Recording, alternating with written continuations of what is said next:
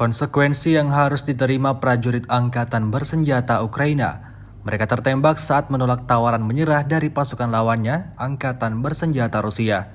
Rekamannya ramai beredar di media sosial Telegram pada Selasa 28 Februari 2023. Dalam rekaman tersebut, memperlihatkan para prajurit angkatan bersenjata Ukraina yang tampak sibuk mengevakuasi rekan mereka yang terluka. Tentara dengan badge berwarna hijau tersebut alami luka parah pada bagian kakinya. Beruntung, rekannya langsung sigap menolong, mengangkutnya ke atas mobil untuk dibawa ke tempat yang lebih aman dan untuk mendapatkan perawatan medis.